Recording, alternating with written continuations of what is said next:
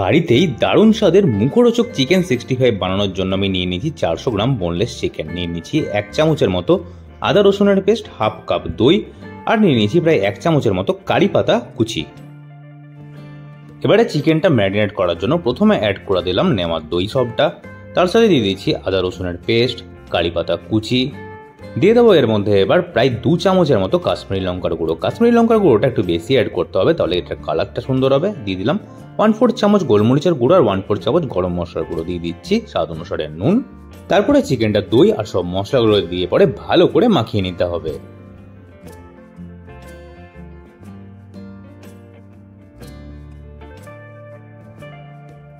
ভালো করে মাখানো হয়ে যাওয়ার পর চিকেনটাকে প্রায় 1 ঘন্টার জন্য রেস্ট করতে ছেড়ে দিতে হবে। তারপরে এই চিকেন 65 এর একটা তড়কা বানানোর জন্য নিয়ে নিয়েছি প্রায় 15 থেকে 20টা কারি পাতা, 1.5 চামচের মতো রসুনের কুচি, আর তার সাথে নিয়ে নিয়েছি 2টো কাঁচা লঙ্কা। চিকেনটা ম্যারিনেট হওয়া 1 ঘন্টা হয়ে যাওয়ার পর এর মধ্যে অ্যাড করে দিচ্ছি 2 চামচ চাল গুঁড়ো। চাল গুঁড়ো দিয়ে পরে ম্যারিনেটেড চিকেনটাকে আবারও আরেকবার ভালো করে মাখিয়ে নিচ্ছি। চাল গুঁড়োটা অ্যাড করে পরে চিকেন 65 বানালে পরে ভাজার পর চিকেনগুলো বেশ মুচমুচে খেতে হবে। চালগুঁড়িটা দিয়েও খুব ভালো করে মাখানো হয়ে গেলে এটাকে জাস্ট 5 মিনিটের জন্য সেট হওয়ার জন্য ছেড়ে দিলাম। তারপরে একটা কড়াইয়ে প্রায় হাফ কড়াইয়ের মতো সাদা তেল ভালো করে গরম করে গ্যাসের ফ্লেমটাকে লোতে করে ম্যারিনেটেড চিকেনগুলোকে এক এক করে গরম তেলের মধ্যে ছেড়ে দিচ্ছি। ম্যারিনেটেড চিকেনের পিসগুলো তেলের মধ্যে ছাড়ার পর প্রায় 10 থেকে 15 মিনিট সময় নিয়ে লো থেকে মিডিয়াম ফ্লেমে চিকেনগুলোকে ভাজতে হবে। খুব বেশি হাই ফ্লেম করে চিকেনটাকে ভাজবেন না, তাহলে চিকেনটা ভেতর থেকে কাঁচা থেকে যাবে কিন্তু ওপরটা আগে ক্রিস্পি হয়ে যাবে। মাঝে মধ্যে এইভাবে ভালো করে নাড়িয়েও নিতে হবে, তাহলে সব দিকটা সমানভাবে ভাজা যাবে আর চিকেনটা বেশ ভালো করে কুক হবে আর ওপরটা হবে ক্রিস্পি, ভেতরটা হবে জুসি।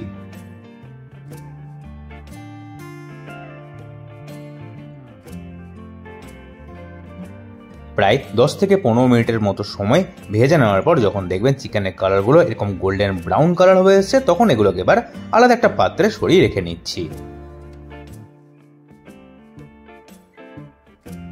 চিকেনগুলো ভেজে তুলে সাইড করে নেওয়ার পর একটা ফ্রাইং প্যানে প্রায় 2 চামচের মতো সাদা তেল দিয়ে গরম করে নিতে হবে আর তার মধ্যে অ্যাড করে দিতে হবে আবার রসুনের কুচিগুলো।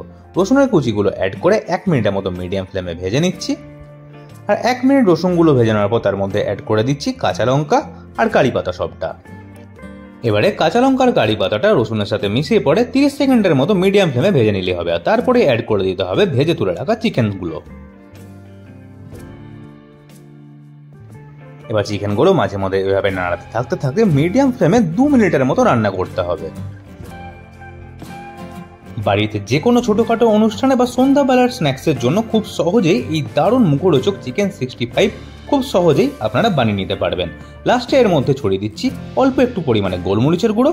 ব্যাস আর কিছুই না, গোলমরিচের গুঁড়োটা দিয়ে আরেকবার ভালো করে মিশিয়ে নিলেই এই ক্রিস্পি আর জুসি চিকেন 65 খাওয়ার জন্য একদম রেডি হয়ে যাবে।